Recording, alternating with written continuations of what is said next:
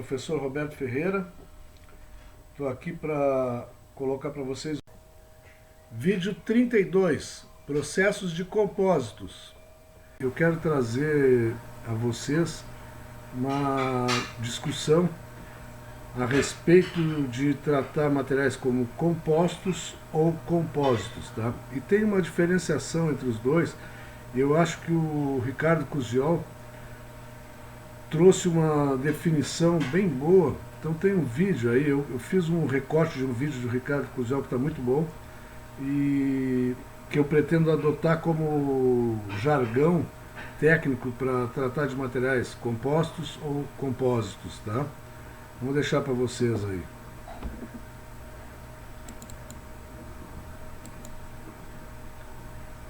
Olá, Ricardo Cusiol com mais um conteúdo que te ajuda a ter sucesso nos seus projetos com polímeros. Deixa eu te fazer uma pergunta.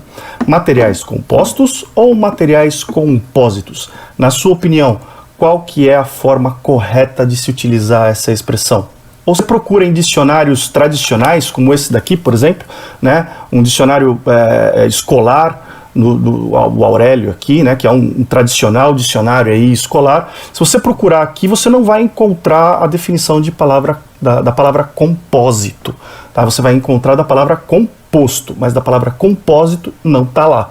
Agora, alguns dicionários online já trazem uma definição para material compósito. E se você olhar, ela é inclusive um sinônimo, é exatamente a mesma definição de material composto.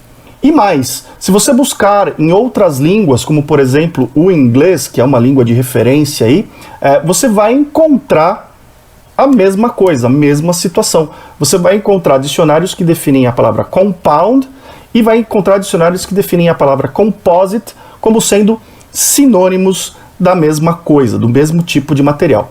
Porém, com uma diferença sutil e que eu considero uma diferença interessante, eu passei a considerar como uma diferença interessante para ser utilizada, de forma a você poder fazer uma pequena diferenciação que é crucial para facilitar a comunicação do nosso meio.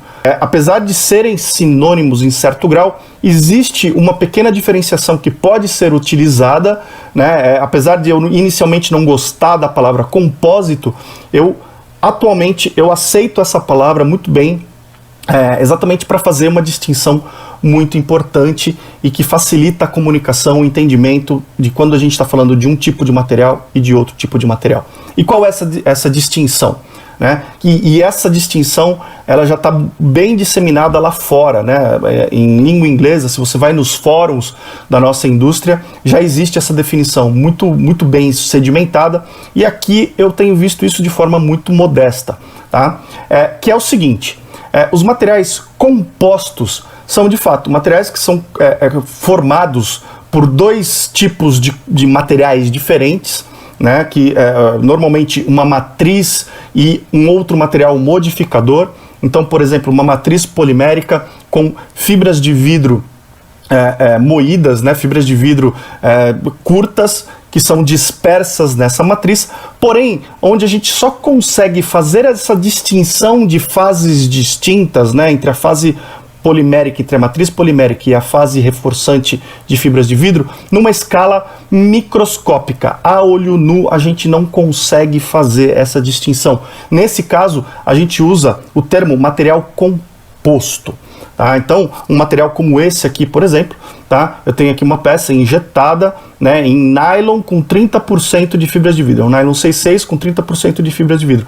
Olhando aqui a olho nu, né, e você percebe que essa peça está bem injetada, inclusive uma superfície muito boa, né? Olhando a olho nu, você praticamente não distingue que é um material composto por dois materiais diferentes. Uma matriz polimérica de nylon e um material reforçante, que é a fibra de vidro picada. E mais, o material composto, além de ter essa distinção de você só poder identificar as duas fases diferentes microscopicamente, com uma análise microscópica, existe também o tema de que esse tipo de material ele pode ser transformado pelos métodos convencionais de moldagem de termoplásticos, injeção, extrusão, sopro e por aí vai. Tá? Agora, a palavra compósito, ela deveria ser utilizada, e essa é uma definição que já está bem sedimentada, como eu disse lá fora, para materiais que são formados por dois materiais distintos, duas fases distintas, uma matriz e um material reforçante, porém, mesmo numa escala macroscópica, mesmo a olho nu, eu consigo determinar que esse material, então, é formado por duas fases separadas. Eu tenho um exemplo aqui para mostrar para você, tá? Então você vê esse material aqui, ó, é um material polimérico, né? E você claramente consegue distinguir, vou botar mais perto da câmera aqui, ó, né?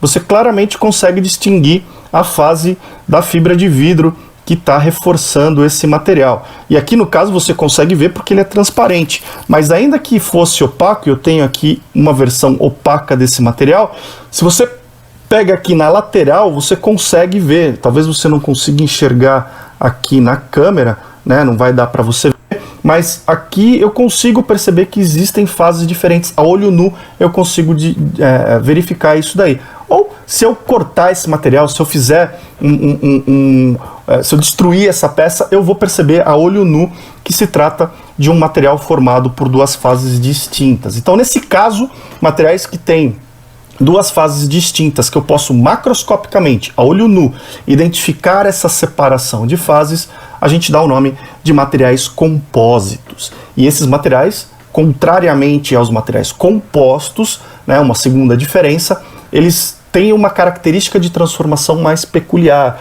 Normalmente você transforma esses materiais em peças por algum processo de laminação. É muito comum, né, que esses materiais, como esses daqui que eu tenho aqui, sejam de materiais termofixos, né? Então, resina epóxi ou resina poliéster, que você lamina. Então, uma camada de resina, uma camada de material reforçante. Então essa é uma outra característica, né? Os materiais em camadas, né? Em camadas discretas, onde uma camada tem um material homogêneo, outra camada tem um outro material reforçante, uma outra camada de material homogêneo novamente, e aí você tem essa distinção macroscópica dos materiais, mas principalmente existe essa diferença de processamento por laminação. E já existem esses materiais também na sua versão termoplástica, onde você faz essa laminação também por um processo de extrusão e de prensagem, ou enfim, algum processo de adesão desses materiais termoplásticos, dessas chapas termoplásticas com os materiais reforçantes,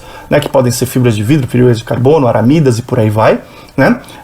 E depois provavelmente uma termoformagem dessas chapas, tá? Então, normalmente os materiais compósitos, eles não são materiais que você injeta, que você extruda ou que você sopra de forma convencional, como os materiais compostos. Eu acredito que essa distinção ela vai trazer um benefício de exatamente permitir uma melhoria na comunicação dentro da área do plástico, porque aí os profissionais dessa área, à medida que eles falam materiais compósito, você já sabe que eu estou falando de um material como esse. E se eu falo material composto, você sabe que eu estou falando de um material como esse.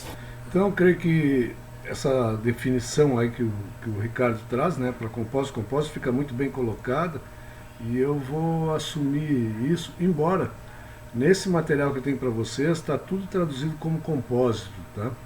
Mas acho que ficou bem claro o que ele quis dizer aí, né? Então vamos adiante aqui. Todos os projetos de peças começam pelo exame e seleção da matéria-prima e metodologia de fabricação. Recentemente, os materiais de base composta estão sendo selecionados ao invés dos plásticos não reforçados, que possuem menores propriedades mecânicas, ou ao invés dos metais, devido à similaridade no desempenho mecânico e na facilidade de fabricação. Uma boa maneira de verificar essa mudança é analisar um automóvel e olhar as mudanças em matérias-primas dos anos 70 para os dias de hoje.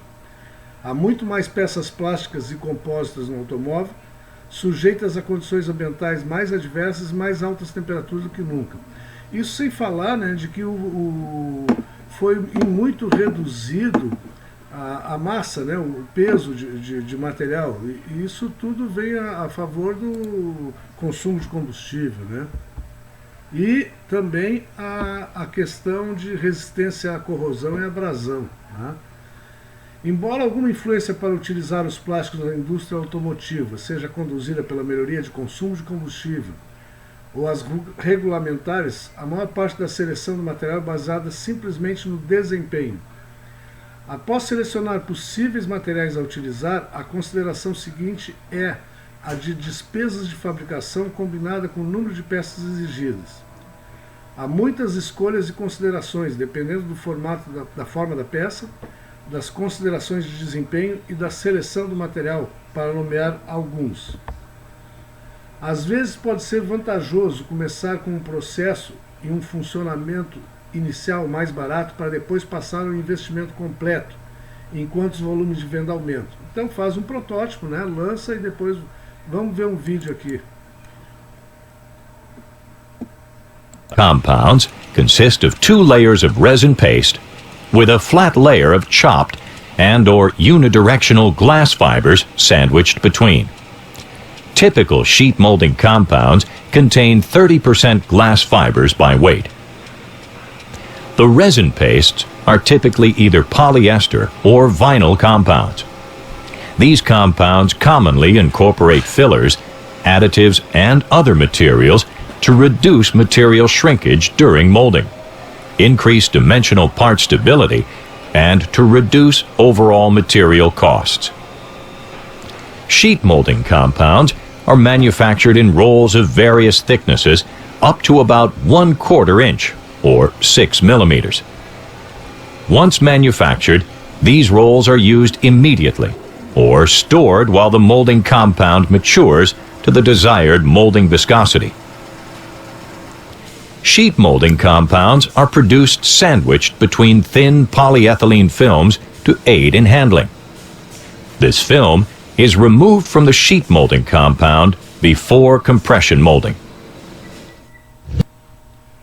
Termofixos versus termoplásticos. Então pode ser utilizados os dois tipos em compostos e compósitos, né? As técnicas de processamento de compósitos dependem da escolha da resina matriz, do comprimento da fibra no produto acabado e dos objetivos desejados de projeto e custo. Os processos de termofixos têm a vantagem de suas baixas viscosidades iniciais para cobrir inteiramente seus agentes de reforço. Os processos de termoplásticos envolvem normalmente altas temperaturas e pressões para reduzir a viscosidade a um ponto onde o material possa ser bombeado e puxado, possa ser transformado, né? As maiores vantagens das resinas termofixas, tais como poliéster, éster vinílico, colas epóxis e fenólicas, são facilidade de conseguir boa aparência, boa cobertura em consequência da baixa viscosidade, baixas taxas de aparas.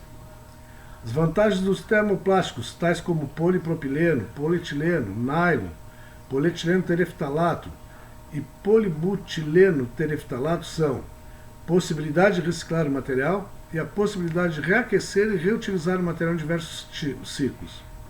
E existe uma dureza adicionada, né, nesses compostos ou compósitos.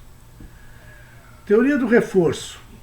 Uma combinação única de grande resistência de força, de módulo e de impacto é possível empregando fibras de módulo elevado, materiais similares a placas, mantas ou véus, né, normalmente como se chama, e com prolongamento de comprimento suficiente em relação à resina matriz. As propriedades mecânicas são altamente dependentes na concentração e volume da fibra a uma interface química, o quão bem o reforço se adapta à resina, em particular a orientação das fibras versus o sentido do esforço. Os benefícios máximos dos módulos ocorrem com comprimento e reforços de prolongamentos mais longos, comprimento em relação ao diâmetro, né? E quando o sentido do esforço combinar com o sentido da fibra. Aqui, ó, aparecem ruvens ou filamentos contínuos, tá? O primeiro caso ali é um filamento único e no segundo caso, no D, é um multifilamento, tá? Então pode ser aplicado com filamento único ou multifilamento. Esse é para o caso de ruvens, para processo de aplicação contínua, normalmente em enrolamento de filamento, tá? Tem uma técnica que a gente vai ver depois. Aqui aparecem as bobinas, colocadas e com os diversos olhares de passagem aqui do material que vai ser aplicado lá finalmente no produto, né? São diversas bobinas dessas, tá? É complicadinho o processo. Aqui, nessas fotos, aparecem os tecidos e não tecidos de fibras, tá? Diversos tipos de fibra, que nem o Ricardo tinha falado anteriormente, lá fibra de vidro, fibra de carbono, aramidas, né? Em bobinas de mantas ou véus. Muitas vezes esse material é usado nessa própria forma de bobina ou é recortado e utilizado em mantas ou véus, em aplicações manuais, em spray-up, tá? Essa aqui é uma outra forma de aplicação dos reforços, onde a gente tem as fibras moídas, esse caso aqui, tá? Moído bem fino, picadas úmidas e picadas secas, tá? Então esses são os modelos de fibras para agregar resistência ao material, tá? Aqui aparece uma tabela que vocês têm também no polígrafo, tá? Diversos tipos de fibras para usar em compósitos com as suas propriedades, tá? Fica para consulta, certo? Picados de fibras. Há uma variedade de tipos de picados de fibras que podem ser empregados em processos de compósitos.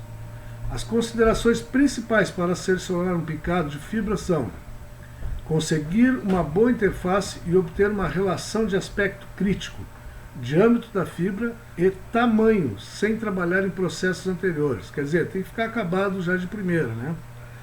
As formas de tamanho ou de acabamento podem ajudar significativamente o desempenho desejado da propriedade e são preparadas normalmente para obter os seguintes efeitos: ligar a superfície de vidro diretamente ao material através dos agentes do acoplamento, permitir que os pacotes fibrosos dispersem-se, tomem parte através dos aditivos dispersantes, fornecer o resvalamento ou a lubrificação durante as operações de alimentação, fornecer proteção à abrasão da fibra, que pode conduzir a entalhes e a redução correspondente da propriedade.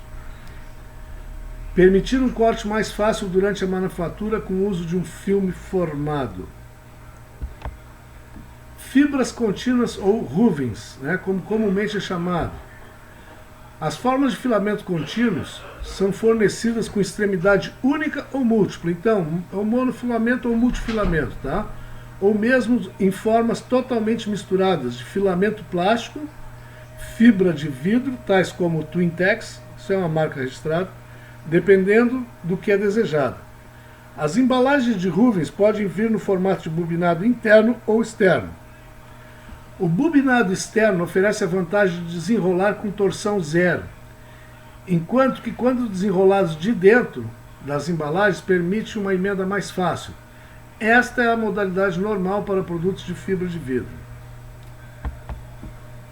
Uma consideração importante de processamento em alguns processos relacionados a ruvens é a uniformidade de tensão. As tensões elevadas em alguns processos conduzirão para melhorar a impregnação às custas da ruptura da fibra, enquanto que baixas tensões podem causar falhas de impregnação ou a ruptura devido a laçadas. O produto fica todo emaranhado, né? Dá umas laçadas, dá uns nó. Todas as linhas de processamento devem vir equipadas com alguma medida de controle de tensão. Mantas e véus. Há um vasto leque de mantas tecidas e não tecidas de vários materiais de fibra. O material é fornecido em rolos, com acessórios de menos especiais necessários, tais como o uso de um acumulador, balancinho de flutuação e tala aérea, ou embalado em caixa, onde a cauda está disponível para emendar a qualquer momento, e o restante do material é guiado para frente e para trás dentro da caixa. Vai fazendo um zigue-zague, né? A emenda pode ser realizada com colagem, papel adesivo ou métodos de grampeamento. A finalidade principal dos tecidos na área de compósitos é esconder linhas ou padrões não visíveis do tecido colocado abaixo das camadas exteriores. As mantas tecidas ou não tecidas são muitas vezes processadas através de vários banhos de termofixo, banhos de solvente termoplástico, termoplástico pulverizado ou mesmo com as técnicas de impregnação de massa termoplástica para dar forma a mantas pré-prontas. Estes pedaços pré-prontos têm a vantagem da saturação quase completa da resina e são geralmente menos irritáveis à pele e mais fáceis de colocar em uma peça. As desvantagens principais são os custos adicionais da matéria-prima, combinado com a perda de conformação em torno das curvas e dos cantos. O que são usados como cargas? As cargas são usadas principalmente para reduzir custos e secundariamente para conseguir incrementos do módulo, do retardo à chama, da resistência ao desgaste, de dureza, de antibloqueio, de nivelamento e de outras melhorias. Exemplos típicos de redução de custo incluem argila, carbonato de cálcio, talco, serragem de madeira, areias especiais, pó de rocha e mica. O reforço é possível com materiais que têm uma suficiente compatibilidade, tal como o pó de rocha agulhado e a mica em plaquetas. Os benefícios de retardo à chama são realizáveis com cargas como o carbonato de cálcio, o trihidrato de alumínio, o hidróxido de magnésio e a bauxita. O talco e a mica foram usados no passado por suas propriedades de antibloqueio, isto é, impedindo que os materiais furem entre si, enquanto que a alumina é usada normalmente no campo da laminação de termofixos, fornecendo dureza aos pisos ou decorações laminadas. Um dos usos predominantes de determinadas classes de mica é atuar como um agente de planicidade ou de nivelamento para produzir superfícies automotivas classe A e moldagem de lâminas compósitas. Onde é que entram as nanopartículas? A mais interessante nova carga do mercado é a nanopartícula ou nanoreforço. Nanopartícula é compreendido como partículas extremamente pequenas, medidas tipicamente em nanômetros, que têm elevada compatibilidade. A mais comum é a montmolilonita, uma argila de base silicone, compreendida de plaquetas ultrafinas, embora as nanopartículas de grafite e carbono em tubos estejam igualmente disponíveis. Com a combinação correta de energia de mistura, tempo de residência e de dispersantes carregados, é possível tornar as plaquetas iniciais de montmolilonita, alargar o afastamento entre elas com a introdução de camadas do polímero, que é denominado uma estrutura intercalada, e esfoliar finalmente as plaquetas ultrafinas, formando uma estrutura composta bem dispersa. O tamanho pequeno, combinado com a compatibilidade elevada dessas partículas, permite muito bom reforço das propriedades a níveis de 3 a 5%, que pode combinar com muitos materiais normalmente estrudados de compósitos ou materiais com cargas minerais usados na faixa de peso de 20 a 40%. As vantagens desses materiais são retardo à chama, níveis mais elevados de cristalinidade, agente nucleante, propriedades de barreira ao vapor nos filmes, reforçando as propriedades, e no caso das formulações baseadas em carbono, as propriedades de condutividade elétrica. Aditivos. Há uma infinidade de aditivos para melhorar as propriedades, tais como o desempenho ao impacto, sacrificando a força elástica. Iniciadores, ativadores, retardadores de chama, estabilizadores de ultravioleta, estabilizadores térmicos, etc. Quando um efeito desejado ou especial é exigido, é geralmente melhor consultar a bibliografia específica e os fornecedores destas áreas. Tem muita coisa, tá? Métodos de controle de qualidade. Medições de controle de qualidade de termofixos incluem o uso de calorimetria de varredura diferencial, calorimetria térmica diferencial, analisadores térmicos mecânicos, analisadores dinâmicos mecânicos. Aqui aparecem os processos da moldagem de compósito. Tá? Então, eles estão divididos em moldes abertos, processos com moldes fechados e outros tipos de processo. Os de moldes abertos, aplicação manual de camadas, pulverização ou spray-up, como é comumente chamado, saco de vácuo, formação a pressão em autoclave. Os moldes fechados têm a transferência de resina, lâminas compósitas, compósitos em bruto, injeção termoplástica de fibra longa, compressão termoplástica de fibra de vidro, e os outros processos têm o de laminação a quente, pultrusão de termofixo e enrolamento de filamento. Então, na laminação a quente tem a laminação de termofixos, a laminação de termoplásticos e a laminação de espumas. Pultrusão tem a pultrusão de termofixos e de termoplásticos e o enrolamento de filamento. Esses são os processos que nós vamos ver adiante. Tá? Processos para compósito. O equipamento que a maioria de processos de compósito tem em comum é o molde. Assim como os plásticos não reforçados, muitos processos de compósitos usam moldes fechados, enquanto outros utilizam moldes abertos. Os tipos de moldagem com moldes abertos: aplicação manual de camadas e pulverização, spray-up. E tem a moldagem em saco de vácuo, formação a pressão autoclave. Tipo de moldagem com molde fechado: moldagem por transferência de resina, RTM. Todas essas siglas aí são do inglês, tá? Resin Transfer Molding. Moldagem de lâminas compósitas, Sheet Mold Composite. Moldagem de compósitos em brutos, Bulk Molding Composite. Moldagem por injeção termoplástica de fibra longa, a LFT. E moldagem por compressão termoplástica de fibra de vidro, GMT. As siglas estão tudo derivadas do inglês, tá? Materiais de construção. Os moldes são construídos de numerosos materiais, dependendo do custo da matéria-prima, do volume da peça, custos de usinagem, seleção do material da peça, facilidade de manutenção e de reparo, e em algum grau da propriedade de desempenho térmico. As condições de venda das peças influenciam fortemente na seleção do material.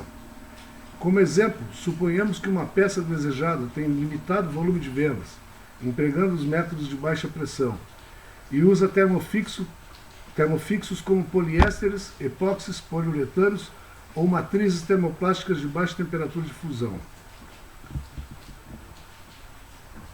Sob essas circunstâncias, pode ser válido selecionar silicones, epóxis com enchimento metálico, compostos de epóxi ou os vulcanizáveis à temperatura ambiente como material do molde.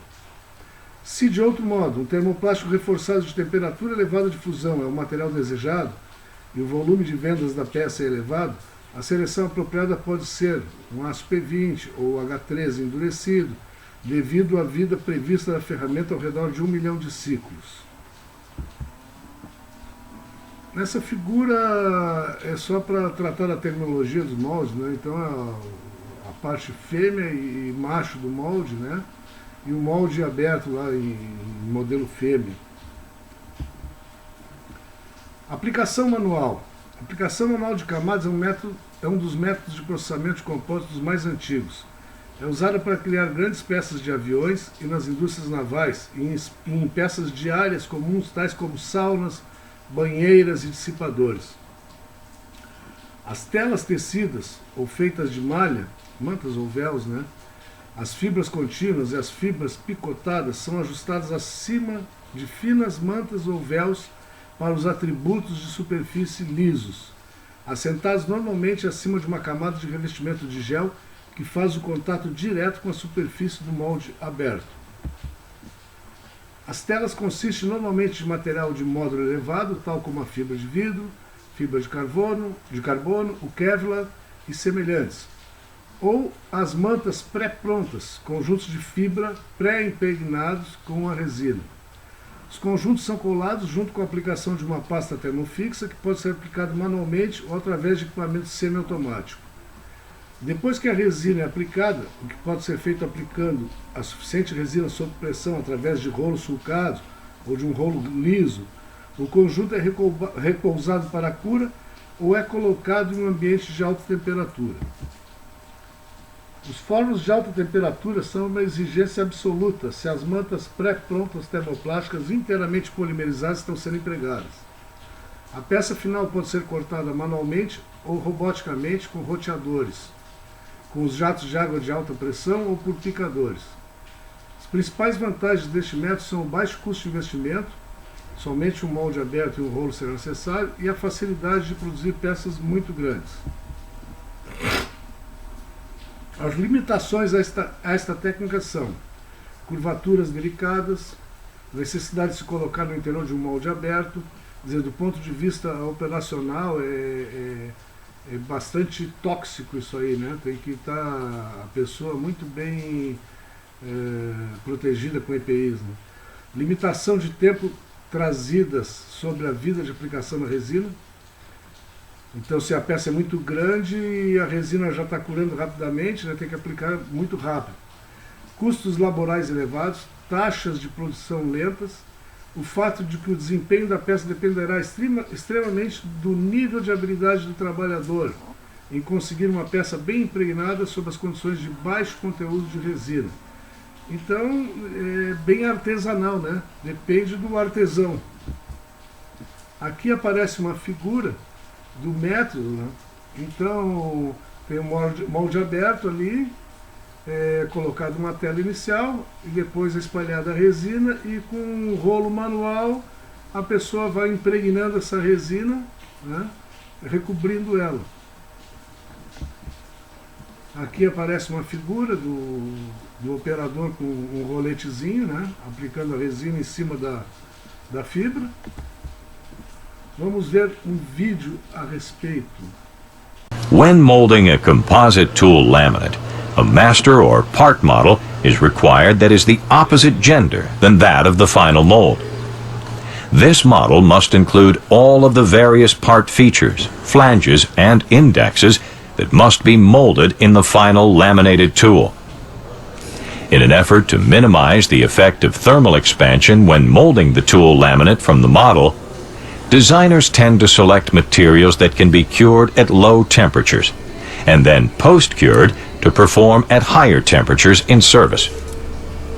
With all composite tools, not only is the laminate design important to the performance of the composite tool, but the workmanship, materials, and process that go into the actual laminate fabrication are of utmost importance to the quality and longevity of the product.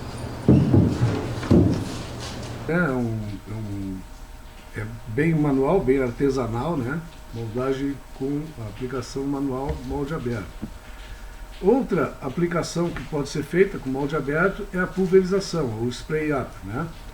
O método de pulverização da superfície, ou aplicação à pistola, oferece uma maneira mais rápida de colocar fibras em um molde aberto, em uma estrutura, ou em alguns casos em peças existentes. Por exemplo, piscinas ao ar livre. Como com a aplicação manual de camadas, esse método não tem virtualmente nenhuma limitação do tamanho da peça.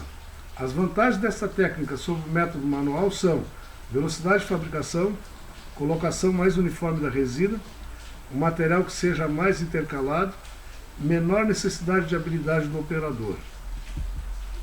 A desvantagem principal é a perda nas propriedades mecânicas associadas com a necessidade de colocar uma fibra picada mais fina e a aparência fibrosa da peça, se as mantas, as telas finamente tecidas ou os revestimentos de gel não forem empregados. Aqui aparece um operador aplicando para fazer um bote, né, fazer um barco, né? Então, vocês vejam que a proteção que o cara tem que ter, porque é bem tóxico o processo, tá? Saco de vácuo, formação a pressão, autoclave. As técnicas mais atuais de moldes abertos para consolidar peças são aplicando pressão atmosférica, moldagem em saco de vácuo, altas pressões, formação a pressão, ou uma combinação de altas temperaturas e de altas pressões, autoclave. Todas essas técnicas têm algo em comum: um saco exterior que espreme as várias telas ou panos aplicados manualmente em uma peça final que possa conseguir índices de vazios tão baixos quanto 0,5%. De várias maneiras, esse processo é similar às técnicas empregadas em termoformagem, mas nesse processo deve haver uma maneira de remover o ar e os voláteis do conjunto da fibra resina. Processo favorável às grandes peças, tais como asas de aviões, seções de cauda dos aviões, satélites, cascos de barco. Grandes tamanhos aplicam-se também ao método de autoclave com temperatura até 260 graus centígrados e a pressão até 35 kg/força por centímetro quadrado, cuidadosamente controladas. Existem unidades de autoclave de 10 metros de diâmetro por 30 metros de comprimento. É imenso, né? Muito grande. Aqui aparece uma figura de saco de vácuo, né? Onde tem o molde ali embaixo, um laminado, o saco de vácuo em cima, tem um material selante, né?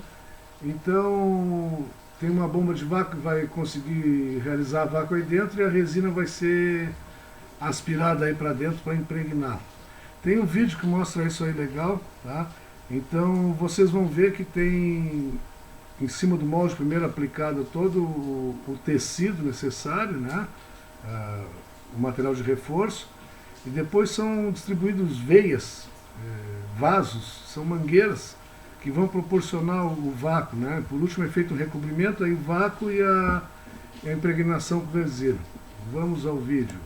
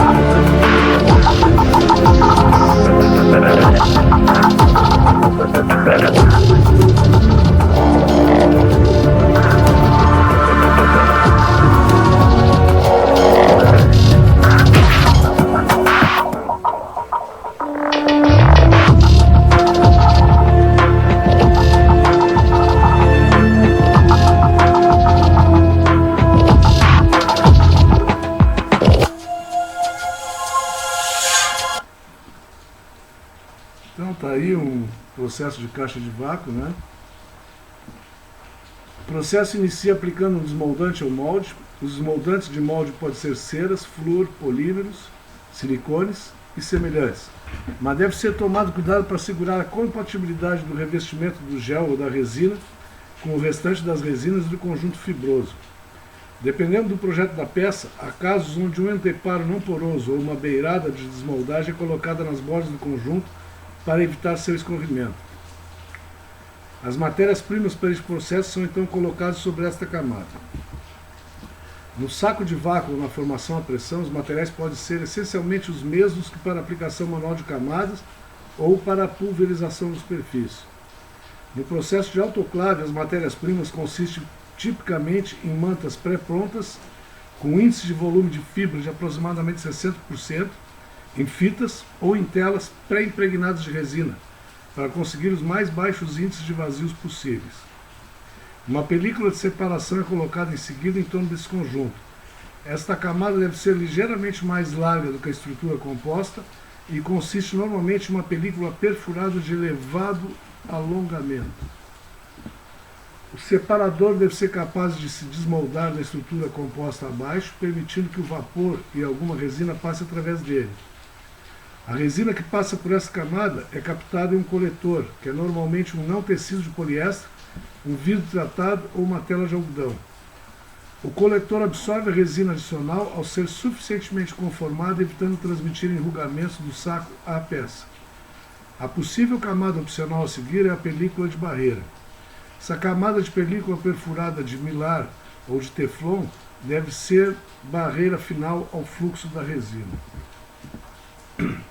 Esta camada é seguida então por uma camada opcional de respiro para distribuir uniformemente o ar e para evitar transferir enrugamentos do saco abaixo deste nível. O mesmo tipo de materiais que o material do coletor pode ser usado aqui. Simplesmente esses materiais tendem a ser mais porosos e não colapsáveis sobre vácuo. Finalmente, a fita de vedação é aplicada em torno da periferia exterior da peça. Os termopares são colocados com cuidado e selados, e o conjunto final do saco é colocado em torno da parte externa desse conjunto. Os sacos de vácuo podem ser de álcool de polivinila, flúor, elastômeros, nylon coextrudado. Se furos ocorrerem, especialmente em torno do ponto de vácuo, é possível realizar remendos.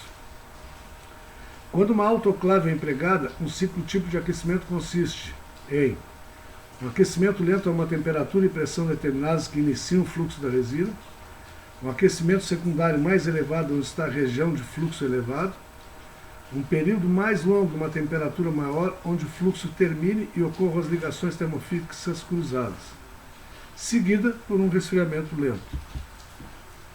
As regras gerais de projeto para todos os métodos do saco são similares. O resultado desses processos é conseguir relações uniformes da resina-fibra e baixos vácuos, mantendo a geometria da peça desejada. É imperativo com esses processos conseguir uma boa selagem. Os escapes ocorrem predominantemente na interface entre o saco e a linha de vácuo. Cuidado apropriado deve ser tomado para obter o fluxo da resina até o batente. As peças terminadas normalmente precisam ser aparadas. Isso é realizado manualmente ou através de robôs, jatos de água ou laser. Furos podem ser realizados usando métodos normais, convencionais. As vantagens dessa técnica são a remoção automática de vazio com as linhas de vácuo, os índices de vazios menores que são possíveis com essa técnica comparada a outros métodos de molde aberto e a grande capacidade do tamanho da peça.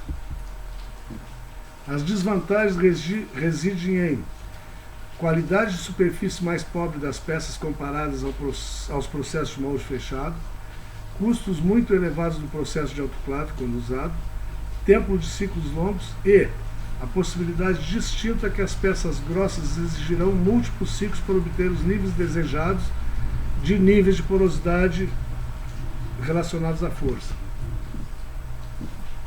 Moldagem por transferência de resina, RTM, é um processo de baixa pressão que envolve injetar uma resina termofixa de baixa viscosidade em uma cavidade fechada, que contém pré-formas fibrosas. São aplicações típicas às médias e grandes peças, incluindo cascos de barco, peças automotivas, peças de caminhão, assentos, saunas, boxes de banho e banheiras. O maior obstáculo a superar é dividir uniformemente a resina injetada para evitar seções não impregnadas com índice elevado de resina e com aprisionamento de ar. A resina pode rapidamente ser dividida em toda a peça com um sistema múltiplo. Então a resina enche o molde de tal forma que o volume ou a área livre de resina da peça vai sendo diminuída constantemente.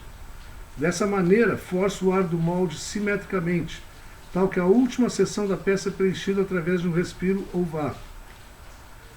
A RTM assistida a vácuo, que se chama VARTM, pode ser muito benéfica em fazer fluir a resina através da peça e remover a bolsa de ar. Aí aparece, é como a injeção de um termoplástico, né? Então a resina é transferida com alta pressão, tem a parte fêmea e macho do molde, lá dentro já tem o material de reforço e é colocada a resina, e ali aparecem os pontos de aquecimento, né? E aparece também o reforço, que é aquela linha lá, aquele traçado, né? Então a resina vai e incorpora isso tudo aí. A pré-forma é obtida combinando manualmente as mantas contínuas ou picados de desbaste, pulverizando com Ruven para dar forma a uma pré-forma, ou melhor ainda, pulverizando fibras e resina em uma tela que utilize vácuo. Para evitar linhas potenciais de solda da malha, deve-se preencher o molde inteiro e, devido ao seu volume, deve permanecer estacionária enquanto a resina preenche a peça. Há 3 métodos para criar uma pré-forma. O método mais primitivo é montar à mão e, opcionalmente, o conjunto inteiro montado entre si. Este método tem o inconveniente de um tempo de ciclo mais elevado, de uma menor uniformidade do que é possível com outros métodos. Um avanço desse método é usar o método direto da fibra, onde os ruvens picados e a pasta são pulverizados na pré-forma. O terceiro método envolve usar um forro, onde as fibras sejam desbastadas e a resina ou o pó sejam pulverizados em uma estrutura que prenda o conjunto no lugar com vácuo. Ambos os métodos diretos, da fibra e do forro, podem ser feitos com robôs para ganhar tempo e conseguir a melhor uniformidade da pré-forma. Aqui aparece um robô fazendo a aplicação da resina em cima de um reforço, né? Devido às baixas viscosidades empregadas, os materiais termoplásticos inteiramente polimerizados são pouco suscetíveis de serem empregados em RTM. Somente os termoplásticos pré-polimerizados, tal como o tereftalato policíclico de butileno ou os termoplásticos polimerizados in situ, são passíveis de uso. O poliéster, o poliuretano e as resinas de epóxi são normalmente empregadas. Os desmoldantes devem ser aplicados inicialmente para a boa liberação da peça. Se uma boa aparência exterior é desejável, o revestimento de gel deve ser adicionado antes da adição dos materiais restantes. De uma perspectiva do ferramental, o processo de RTM ou de VARTM são processos a baixa pressão que exigem uma matriz de molde fundida equipada opcionalmente com sistema de vácuo. As principais vantagens deste método são facilidade da operação diária, tempos de ciclos mais rápidos do que o revestimento manual de camadas, se os métodos manuais da pré-forma são empregados, boa qualidade de superfície comparada aos métodos de moldes abertos, a baixa exposição aos produtos químicos e os comprimentos longos da fibra comparados às operações de SMC e BMC, quer dizer, o Sheet Mold Compound ou o Bulk Mold Compound, né? As desvantagens deste método são necessidade de ter artesão hábil de molde e áreas ricas de resina nos reforços e parcelas exteriores do molde. Moldagem de lâminas compósitas, Sheet Mold Compound. O processo de moldagem de lâmina compósita produz as peças de melhor aparência que a indústria de compósito pode oferecer. As peças produzidas com essa técnica encontram uso nas peças automotivas de classe A, tais como capas, portas, colunas, e nos artigos caseiros, banheiras, misturadores, chuveiros, acessórios, componentes eletrônicos. Este processo começa formando uma lâmina de uma massa. O roofing é picado em um comprimento de 20 a 50 mm junto com cargas, aditivos de baixo perfil, catalisadores e uma resina termofixa. Normalmente são utilizadas resinas termofixas em base poliéster ou de epóxi e de éster vinílico. Esse conjunto é comprimido então entre uma série de rolos para a consolidação da resina em meio ao reforço. Aqui aparece o sistema, então tem um filme aqui, ó, que é o filme de transporte. Ele está sendo desbobinado daqui, está sendo bobinado lá, né? Em cima dele está sendo picado o roofing, né? São os filamentos de fibra, estão sendo picados em pedaços pequenos aqui. E aqui em cima tem um outro filme que vai fazer o sanduíche. Então o filme que fica embaixo e o filme que fica em cima vão ser bobinados juntos, tá? Esse outro filme está sendo desbobinado daqui, e aqui nesse Dr. Box tem aquele conjunto de faca, uma resina que está circulando. Então é aquele mesmo sistema da espalmagem, né? A faca controla o quanto deixa passar de resina aqui por baixo, tá? Então está passando a resina junto com esse filme aqui, ó. E os picados já estão lá embaixo, então vai formar um sanduíche aí, tá? Então vai ficar filme nos dois extremos, nas duas extremidades, por dentro e por fora, e no interior dele picados de fibra com a resina termofixa, né? Aqui uma formulação comum dessa Sheet Mold Composite, né, o Compound. Então, por exemplo, uma resina tipicamente poliéster, 25 a 30%, fibras que são normalmente de vidro, 25 a 30%, aí enchimentos de carbonato de cálcio, ATH, 40 a 50%, e outros, né, LPAs, iniciadores, espessantes, 3 a 5%. Tá? Então, as partes estruturais aí. Só para dar um exemplo, né? O roofing deve ser uniformemente distribuído entre as duas lâminas plásticas de correias de polietileno que são carregadas com pacote químico termofixo. O material desse processo então é deixado em armazenagem por 1 a 2 dias até a cura da resina. O espessamento durante esse período de tempo é auxiliado geralmente com aditivos, tais como o óxido de magnésio, o hidróxido de magnésio ou o hidróxido de cálcio. O material adequado, repousado no tempo certo, é pré-pesado e colocado em um molde aquecido de 120 a 180 graus centígrados, sob pressão de 35 a 180 kgf por centímetro quadrado, formando uma peça compósita que pode subsequentemente ser pintada para criar a qualidade de superfície desejada. Há igualmente tecnologia recente que usa mais baixas temperaturas e pressões, conseguindo ciclos mais rápidos da peça. Os tempos de ciclo típicos de moldagem de compressão de 30 segundos a diversos minutos são possíveis, com as peças mais espessas exigindo maior tempo de cura. Aqui é a operação de um molde de compressão. Tem aí no polígrafo de vocês, que está melhor de visualizar do que aqui até. Os aditivos de baixo perfil são uma parte integrante da tecnologia de SMC. Sem o uso de um aditivo de baixo perfil ou do aditivo de baixa contração, as resinas termofixas de poliéster encolhem na ordem de 7%. Aditivos típicos são polimetilmetacrilato, poliuretanos, policaprolactonas, acetato de polivinila com funcionalidade ácida de 1%, Há dois defeitos muito comuns associados com SMC: empolamento e bolhas de pintura. Para evitar empolar os materiais de SMC, devem permanecer em um ambiente com umidade controlada, razoavelmente seco antes da moldagem, e a peça formada deve ser curada suficientemente em toda a sua extensão. A desuniformidade da temperatura pode promover a formação de bolhas. O defeito de bolhas de pintura ocorre durante o processo de pintura secundários. Estes são tipicamente devido a um gás aprisionado. Uma maneira para minimizar esse desafio é tentar fornecer caminhos para que o gás seja emanado. Uma segunda alternativa é aplicar o revestimento no molde, ou uma película de revestimento no molde, sobre a peça original de SMC durante a etapa da compressão de SMC. O problema com o método da película é que a peça não pode ter demasiada estrutura tridimensional.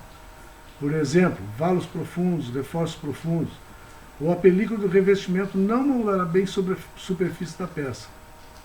Bolhas de pintura podem ser removidas com remendo posterior, mas este é um processo secundário que deve ser minimizado. Em resumo, SMC tem algumas vantagens sempre que as grandes peças de nível de qualidade de superfície elevado são exigidas. As desvantagens principais são a limitação elevada do custo de investimento e do tamanho da peça comparada à moldagem por vácuo ou à aplicação manual de camadas. Então, moldagem de compósitos em bruto ou em massa, BMC. Moldagem de compósitos em bruto, BMC, emprega um processo um tanto similar ao SMC,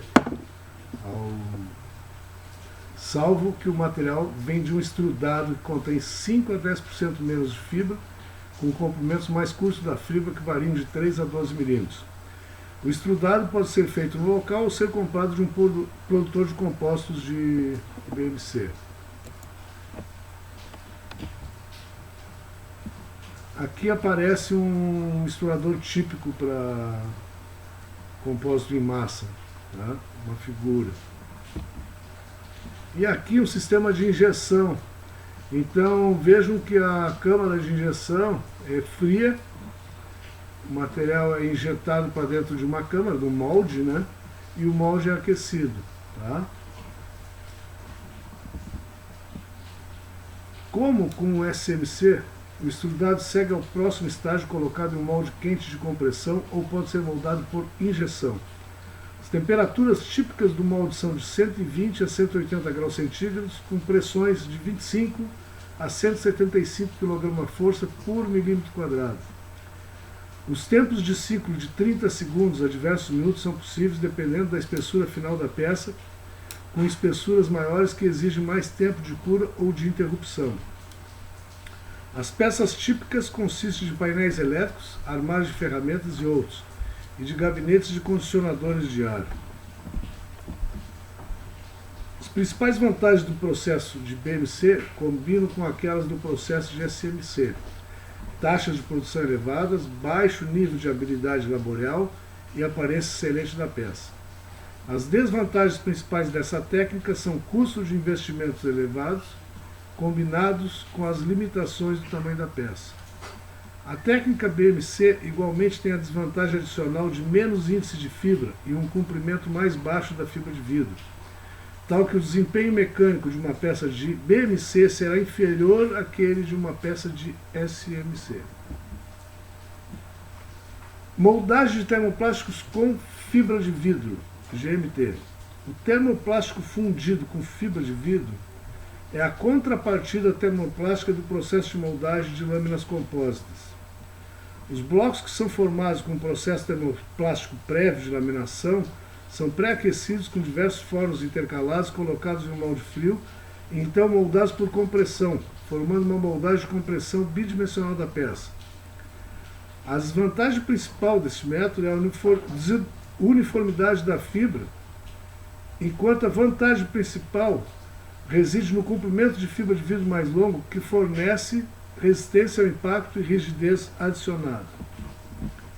A grande maioria de materiais do GMT é formada das estratificações do polipropileno fibra de vidro, que empregam uma alimentação contínua aleatória, alimentação unidirecional de fibra de vidro, alimentação de fibra curta picada úmida, mais materiais tecidos ou fibras trançadas.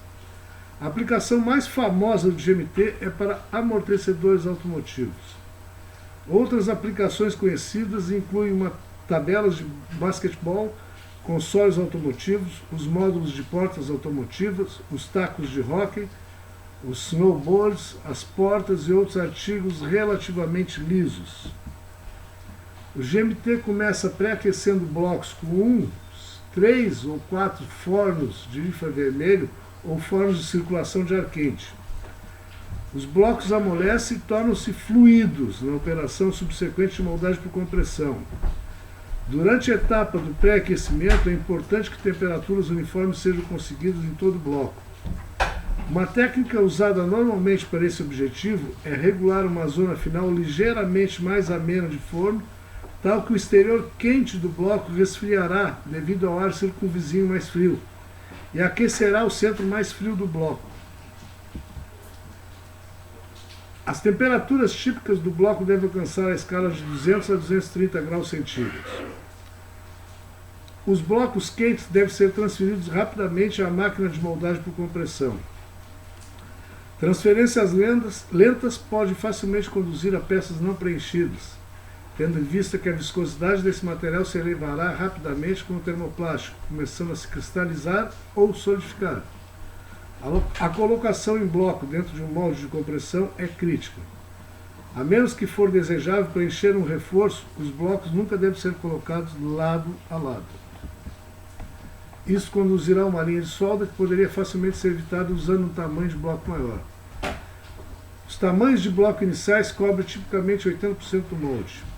O tipo de bloco deve ser baseado nas forças mecânicas ou em outras influências da parte externa da peça final.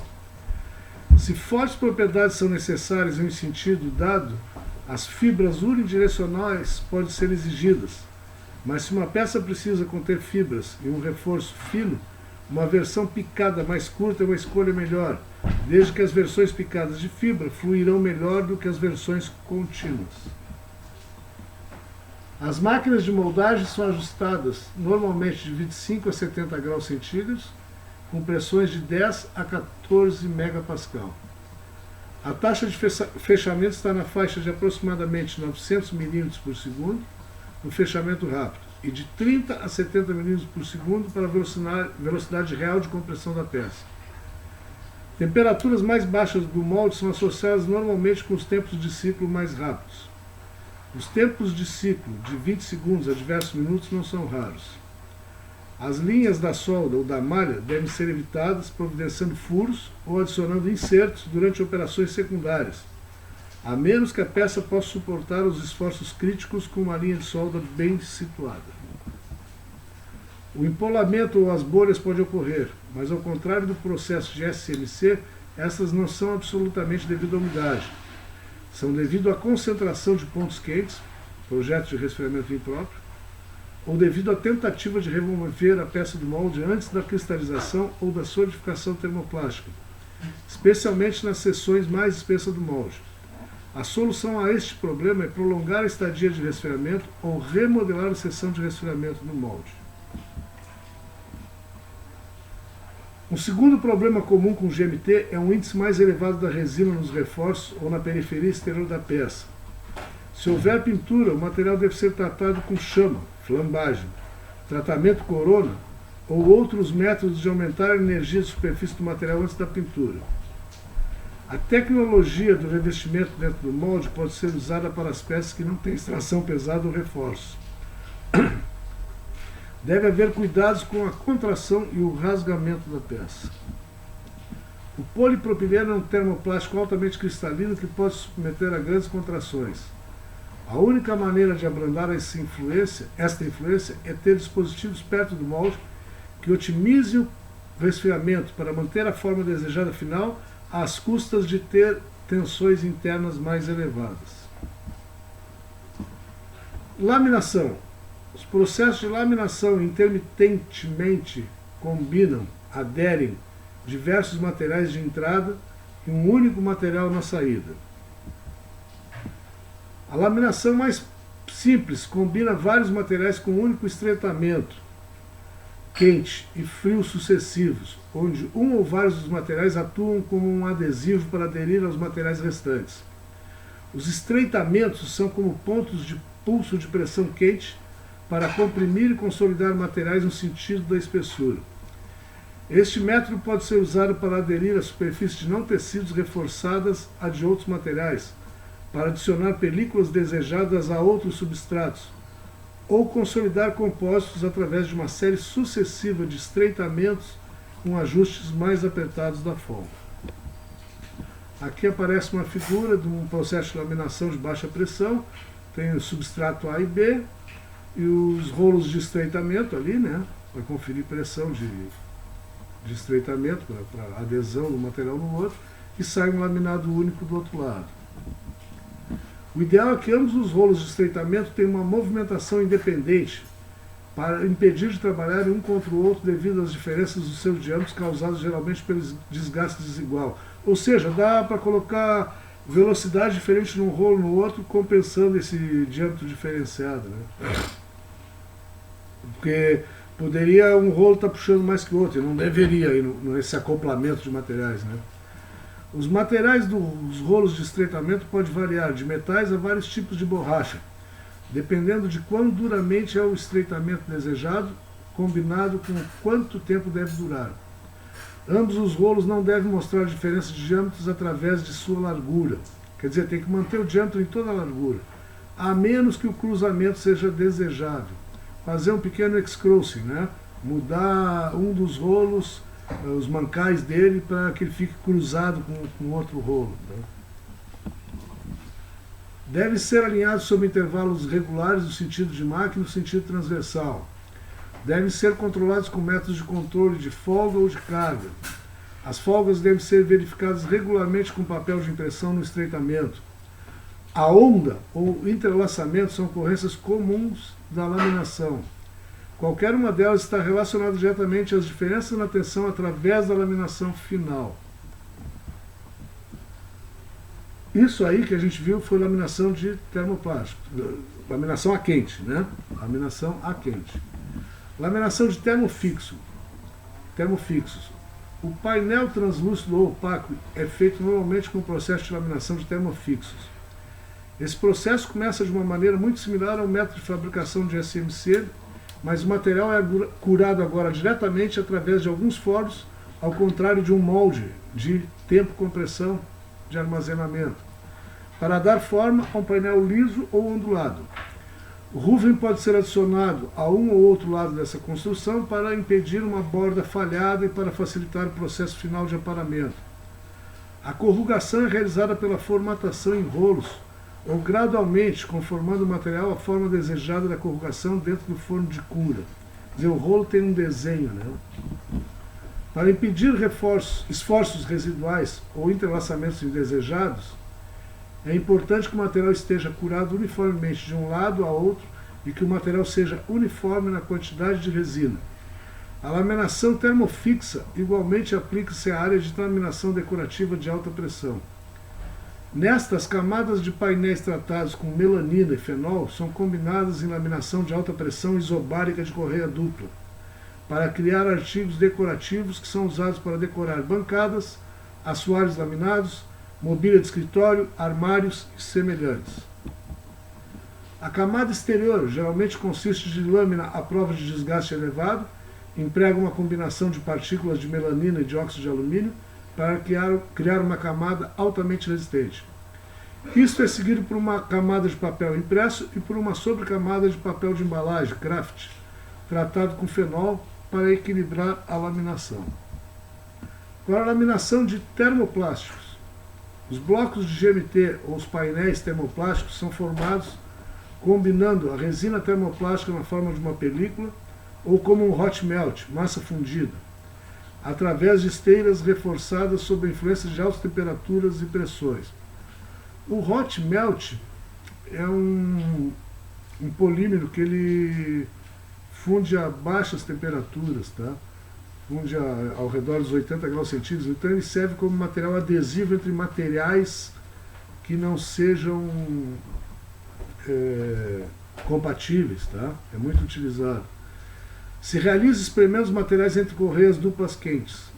A pressão pode ser aplicada de forma contínua, com a pressão de ar isobárico, com uma série de rolos pequenos que fazem contato entre prensas, e com as correias duplas, isocórica, ou através de pontos descontínuos de estreitamento que são aplicados às correias duplas.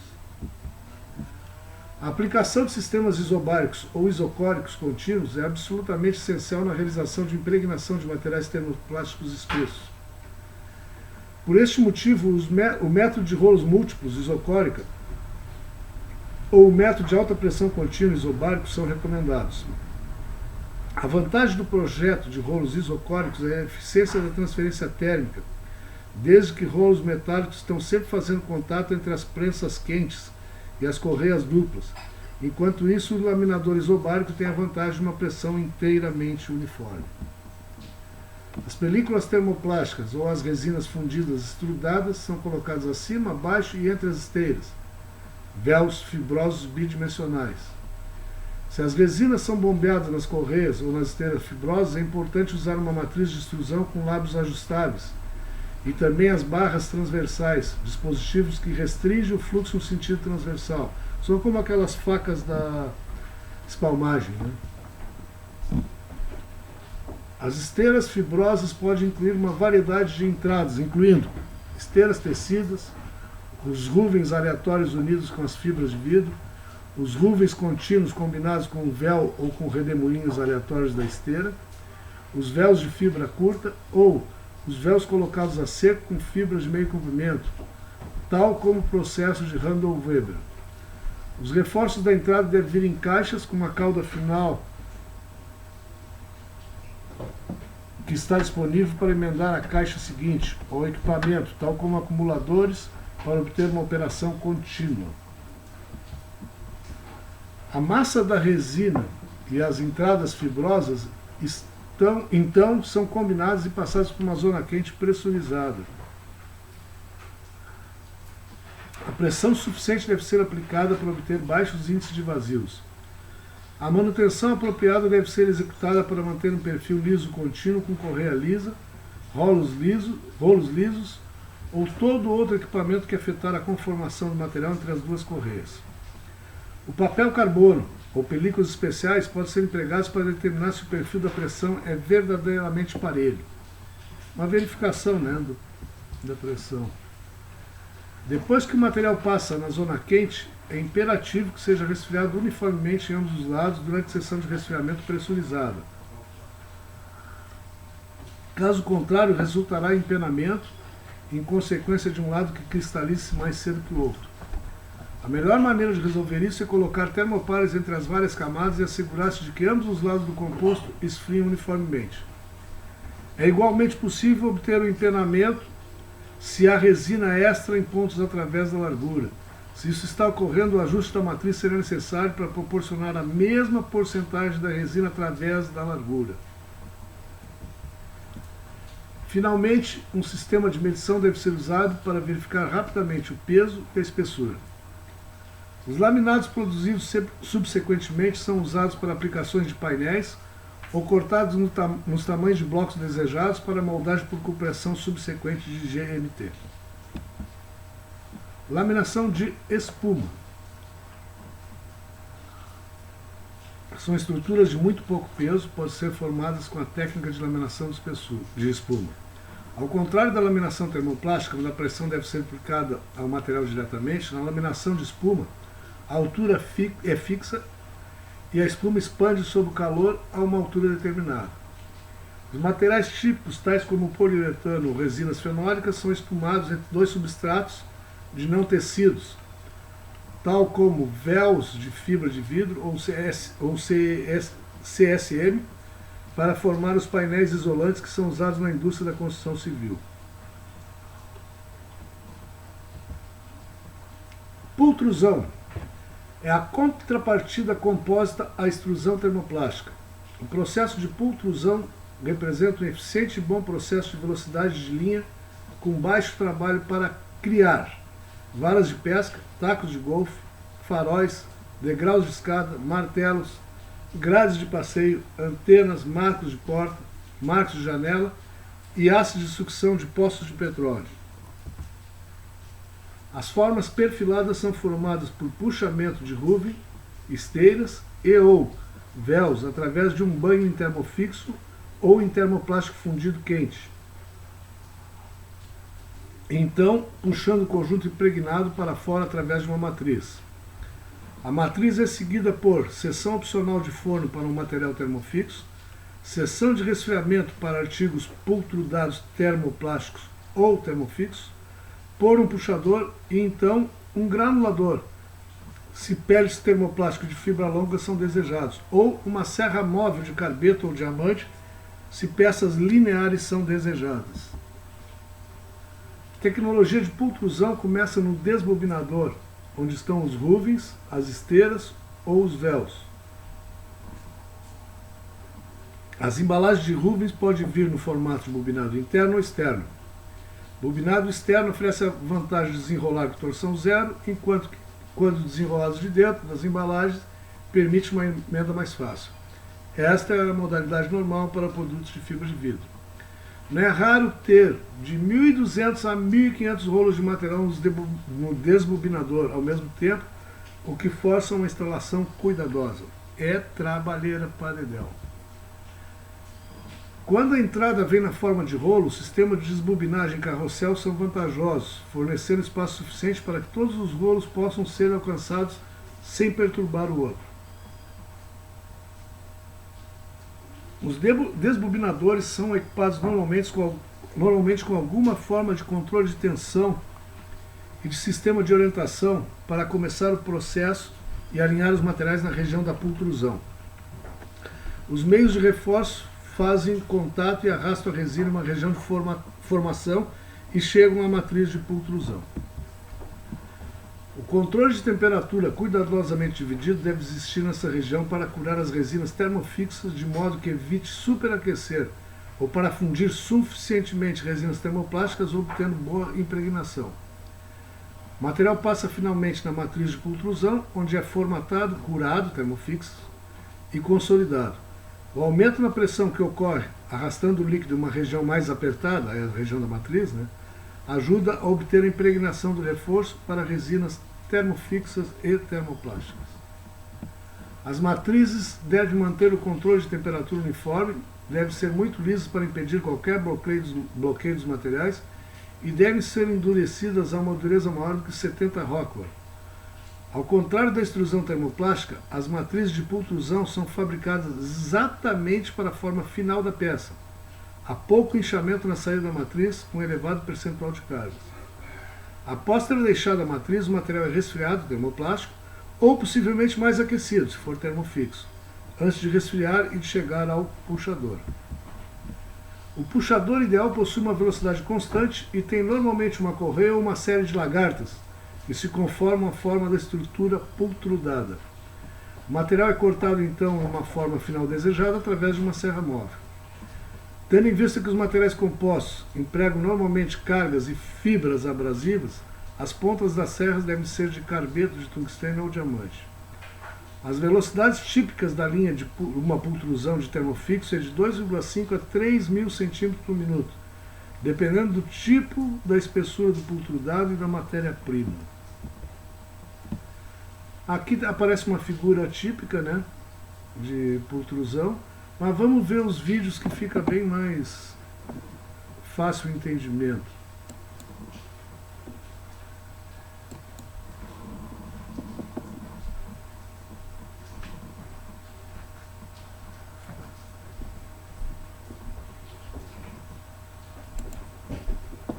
Aí os diversos bobinas de Ruvens,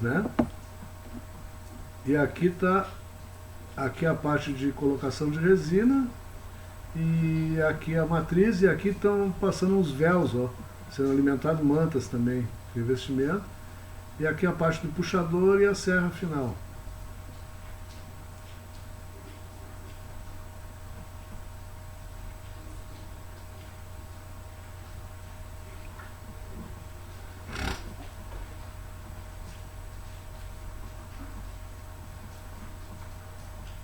Aqui na alimentação, além de entrar ruvens, está entrando mantas também, ó. E depois está entrando mais manta, depois da impregnação com resina, né? E aqui é a matriz que vai deixar no formato final. O material é formado e curado na matriz.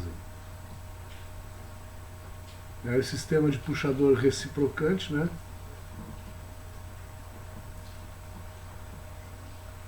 E a serra para controle de corte.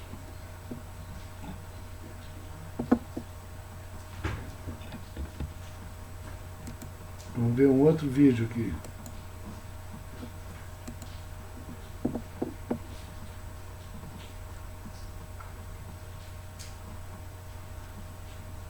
Isso aqui aparece em movimento contínuo, né? Dá para ver melhor. É um processo bem dificilzinho para iniciar, devido a essa colocação dessa porção de fiação, né, de ruvens e mantas. Também aqui na parte de quando faz a colocação da resina, tem que ter bastante controle, porque faz uma sujeirada braba. Mais um vídeo.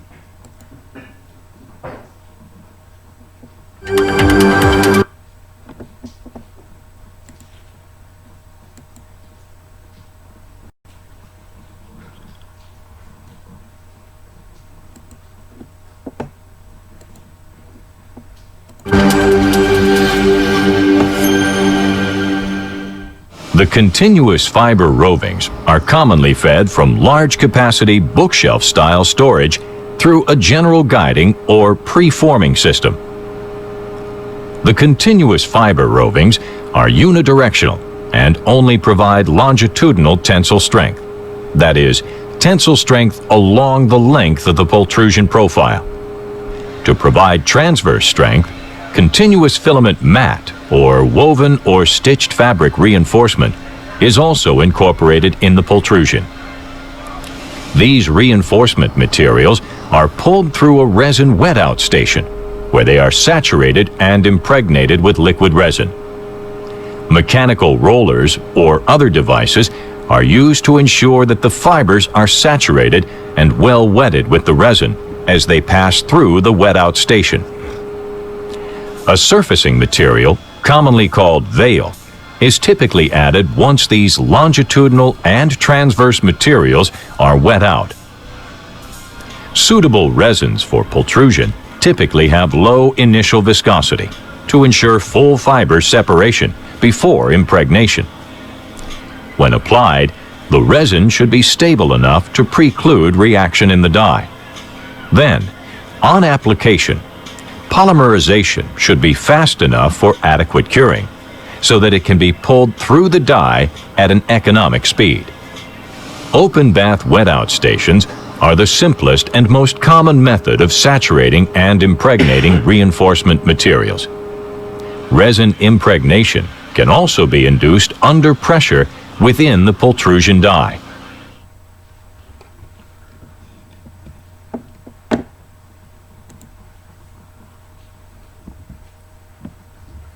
Pultrusão de termofixos.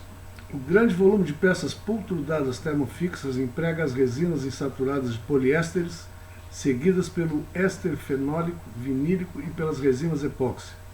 As resinas termofixas são aplicadas em um banho de resina. A pré-impregnação das resinas de baixa viscosidade é relativamente direta, usando mudanças menores de trajeto do rolo, quantidade de química apropriada nos reforços e possivelmente por agentes de impregnação nas resinas. É vantajoso manter a área do banho de resina razoavelmente fresca ao pré-aquecer os meios de reforço enriquecidos de resina. Há igualmente algumas vantagens em executar a pultrusão vertical, tendo em vista que a resina adicional não fluirá naturalmente para o lado inferior do meio de reforço, devido aos efeitos da gravidade. A otimização da velocidade da linha é possível pela utilização de métodos de pré-aquecimento ou de aquecimento tais como a radiofrequência, em reforços isolantes tais como a fibra de vidro, ou pelo aquecimento de indução em reforços condutores tais como as fibras de carbono. O objetivo da pultrusão de termofixo é conseguir uma estrutura quase inteiramente curada, bem impregnada, 90% curada, desprovida de defeitos da pele queimada ou áspera. A cura extremamente rápida causa uma grande exotermia, que conduz a pele exterior a curar-se prematuramente, visto que o material interior ainda não está completamente curado. Tal condição, particularmente nas peças espessas, conduzirá a superfícies rachadas e queimadas. A temperatura crescente não é normalmente a resposta a taxas mais rápidas da pultrusão. Ao invés disso, é melhor controlar o ajuste de temperatura e uniformidade da temperatura, tais que um ponto de gel quase uniforme ocorra perto da saída da matriz. Na pultrusão de termofixo, um delicado balanço existe entre a pressão, a taxa de cura e a contração. A resina termofixa ideal para a pultrusão expande na aplicação de calor, continua a expandir durante a sua cura e então as contrações após a cura estão completas.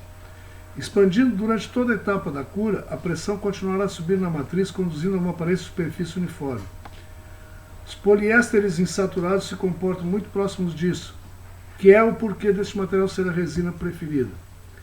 As resinas de epóxi de um lado tendem a contrair mais cedo do que as resinas de poliéster e pode ocasionar de processar com enchimento insuficiente. Controlando a expansão ou a contração de resinas termofixas dentro da matriz, é possível obter controle considerável sobre o processo. As pesquisas mostraram que as piores forças, ou as mais elevadas de tração, ocorrem durante o período de tempo de cura, tendo em vista que taxas mais elevadas da cura reduzem as forças de tração. Por causa das tendências naturais das resinas expandirem, há um acúmulo contínuo de pressão, até que a resina sólida contraia na superfície da matriz. As forças aumentam constantemente durante a pultrusão. Nisso a força é devido ao arraste viscoso, então como o líquido se transforma em um sólido, o aumento de pressão é devido à expansão e às forças de fricção, e finalmente o aumento da força de tração devido aos efeitos de fricção somente. Pultrusão de termoplásticos. A resina termoplástica mais importante para a pultrusão compósita é o polipropileno, seguido por uma variedade de resinas, incluindo poliuretano, nylon, sulfeto de polifenileno, o PMMA e o ABS, o polimetilmetraquilato, né? As viscosidades elevadas encontradas nas resinas termoplásticas exigem equipamento especializado de impregnação, tal como propagadores cilíndricos, propagadores de cilindro de giro ou os espalhadores, combinados com pré-aquecimento opcional do Ruven tela e ajustes elevados de temperatura de fusão. Os propagadores cilíndricos de pinos ou as regiões de propagação são como as regiões de estreitamento da resina, onde a resina arrastada com os meios de reforço começa a ser puxada em uma região apertada do estreitamento, onde experimenta um aumento na pressão e penetra então nos meios de reforço. Aqui aparece um desenho da impregnação de resina termoplástica, né? Então tem ali o rolo de passagem, né? E a região de apertamento ali do lábio, o nip, da folga, né? Se o ângulo e a tensão do envoltório são grandes o bastante, é possível para os grooves ou as esteiras tocarem na superfície curvada, tendo por resultado potencial dano de abrasão da fibra. O tamanho da carga de fibra de vidro possui um papel muito significativo no que diz respeito à extensão do dano. Os aceleradores de impregnação também penalizam com uma tensão ou forças maiores de puxamento nos roofings ou nas telas. O controle de ângulos do envoltório, a pretensão, o número de zonas de impregnação, a quantidade de resina arrastada nas regiões do estreitamento e outros aspectos geométricos das superfícies curvas, todos desempenham o seu papel. A pultrusão termoplástica emprega diversos métodos alternativos de introduzir a resina às fibras. O método mais popular envolve criar uma matriz de cabeçote cruzado, onde a resina é bombeada em uma câmara de impregnação antes da saída da matriz. Esse método tem a vantagem de que as matérias-primas são alimentadas na sua formulação mais simples, de peles, mais baratos, dependendo do tipo de resina. A formulação em pó pode ser mais cara do que a de peles. Outros métodos envolvem a entrada pulverizada, que é pulverizada normalmente sobre um leito eletrostático de roofings termoplásticos ou fibrosos, ou os métodos de solução, onde o termoplástico é dissolvido em um solvente e a tela ou roof são passados nesse meio de baixa viscosidade. O uso dos panos não é raro nessa tecnologia. O pré-aquecimento pode ser muito vantajoso, tendo em vista que facilita a impregnação. Medidas de resfriamento devem ser tomadas para evitar empenamento ou distorção. Controle de qualidade da pultrusão. O processo de pultrusão é sensível à densidade linear de roofing ou à gramatura das esteias ou dos véus que o incorporam, especialmente se a matriz é fixa. Os fornecedores desses materiais devem normalmente fornecer as densidades lineares justas ou os limites básicos de peso. O processo deve ser monitorado no que diz respeito aos ajustes de temperatura, força de puxamento, cura de termofixos e níveis da impregnação de uma forma contínua para obter o melhor desempenho. Variações do processo. O processo de pultrusão de termofixo é favorável a diversas variações. As peças curvas são manufaturadas selecionando matrizes nesse formato para induzir a curvatura da peça. É possível alterar a área ou volume tendo uma matriz flutuante, que permita mudança simples da área, ou pelo processo de formação por puxamento, onde é possível opcionalmente adicionar o material de BMC e comprimir essencialmente o material ao longo de um dispositivo da moldagem por compressão de câmara múltipla móvel, contínuo, ou de um dispositivo de câmara simples na moldagem por compressão, grupo.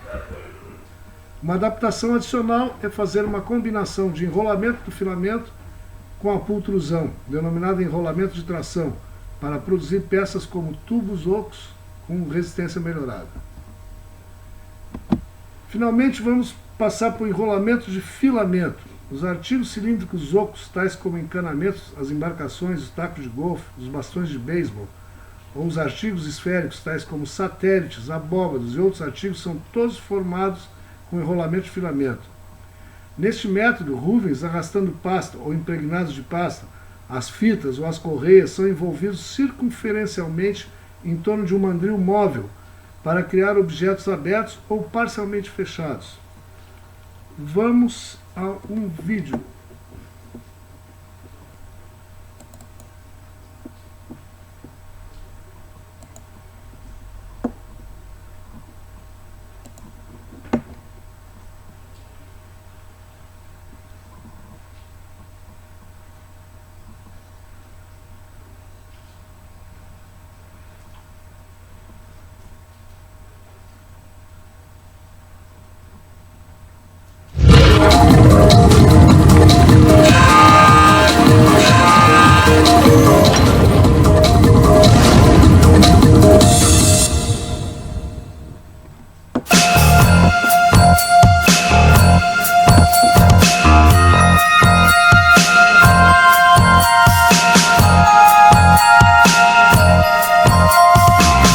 Composites Manufacturing Series, examining the materials, tools, and techniques used for composites fabrication.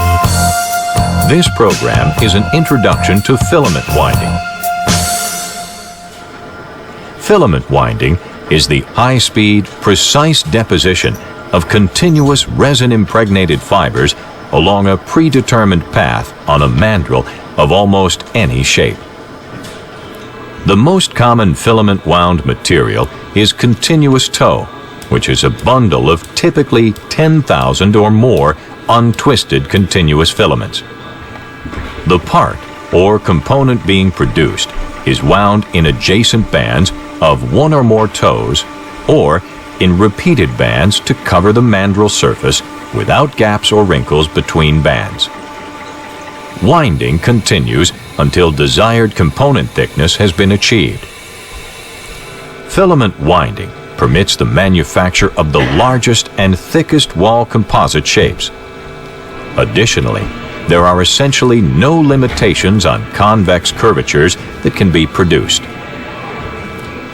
Typical applications for filament winding include pipe and tubular products of many kinds, cylindrical or spherical pressure vessels, storage tanks, cantilever springs, and specially formed shapes such as helicopter and propeller blades. Material cost for filament winding is low because both fiber and resin can typically be used in their lowest cost forms.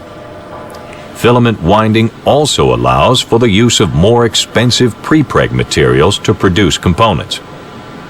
Filament winding tooling cost is low too, because only one tool, the mandrel, is required. Furthermore, no preforming is typically required for filament winding, and the need for labor is usually low. For large components, the cost of filament winding is less than 1/4 that of manual layup and less than half that by tape laying machines. On the other hand, filament wound part shapes must permit mandrel removal, and concave surface regions cannot be produced easily using filament winding. Glass fibers are the most commonly used filament wound reinforcement materials because of their good strength, modulus or rigidity and toughness, dimensional stability, low cost, and ease of handling. Other filament wound reinforcement materials include polyethylene, aramid, and carbon or graphite fibers. Matrix materials for filament winding are mostly thermosets, with the primary types including the polyesters and vinyl esters, which are most commonly used commercially because of their lower cost and adequate overall properties, and epoxy resins, which are used for military and strength-critical applications. The filament winding mandrel defines the internal shape of the component being wound. Mandrels range from simple to complex in design and are produced from various materials ranging from steel, aluminum, copper, or non-metallics such as plaster, ceramic, and plastic. In choosing a mandrel material, consideration must be given to durability, thermal expansion and conductivity, tolerances, weight, deflection, heat resistance, part removal, and cost. Filament winding machines typically are computer numerically controlled and have between 2 to 7 axes of motion. The mandrel is usually suspended horizontally between a headstock and tailstock. A carriage travels lengthwise at speeds synchronized with mandrel rotation, delivering the tow from a wind eye at a selected angle. A winding comb, or a series of rollers, collimates several strands of tow into one bandwidth for placement on the mandrel. This tow is applied either wet or dry. In wet winding, the tow proceeds from a creel or tensioner into the resin bath. From there, the band usually passes beneath a wiper or doctor blade to remove excess resin, then proceeds to the winding eye for deposition. Low resin viscosity is required for wet winding to completely wet out the wound material and to remove trapped air. Wet winding is the least expensive method of filament winding, but systems must be low in volatiles to prevent outgassing of the wound component. Additionally, accurate control of resin reinforcement ratio necessitates adjusting winding tension as component diameter increases. Dry winding refers to winding partially cured prepreg filaments or winding dry tow and then subsequently applying the resin on the wound component by brushing or impregnation under vacuum or pressure. Dry winding with prepreg raises material cost, but eliminates the formulating and maintenance costs of controlling the material resin reinforcement ratio, easing quality control. Also, use of high-tack prepreg permits winding on steeper slopes.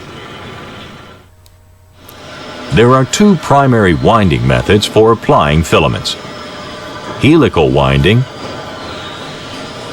and hoop winding. In helical or longitudinal winding, material is deposited in a helical path in one direction. then turns around on end and returns in a helical path in the opposite direction. This routine continues until desired part thickness has been built up. Helical winding allows for filament placement around corners, openings, pins, or lugs.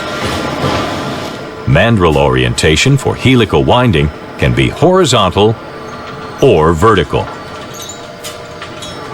Hoop or circumferential winding is a variation of helical winding, with the difference being the degree of the helical angle. In hoop winding, the filaments are wound at almost 90 degrees, or nearly perpendicular to the mandrel axis. Each mandrel revolution advances the delivery carriage one bandwidth, butting the edge of one band next to the previous band. After winding, the component is cured. Curing typically takes place at room temperature, but depending on the resin system used, may require heat. The most common heating equipment for curing of filament-wound components include gas-fired or electric ovens and autoclaves.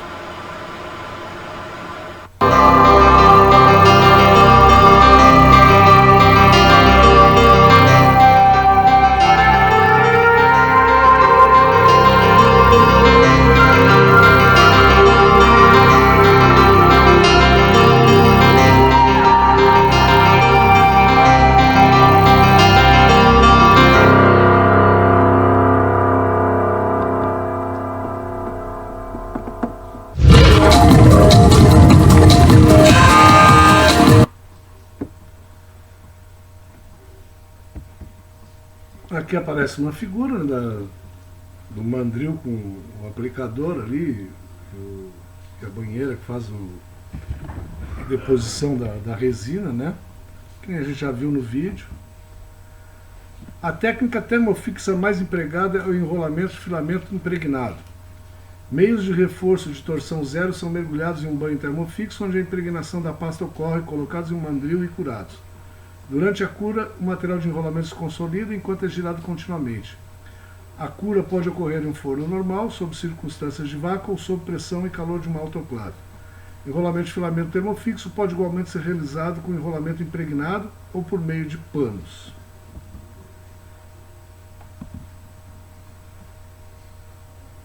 Aqui está explicando o que a gente já viu lá naquele vídeo, tá?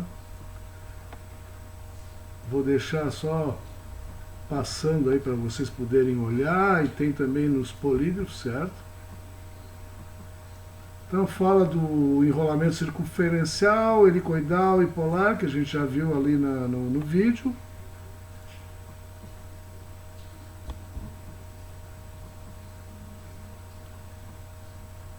Tipo de enrolamento, helicoidal, método usado no artigo tubulares, a última técnica de enrolamento polar é a última maneira de dar forma ao artigo fechado na extremidade do mandril. Esse aí é naquela parte de que a ferramenta vai girando lá na extremidade, né? Consegue fazer alguma coisa fechada na extremidade. Dá uma terminação, né? Isso aqui fica só para visualização, tá?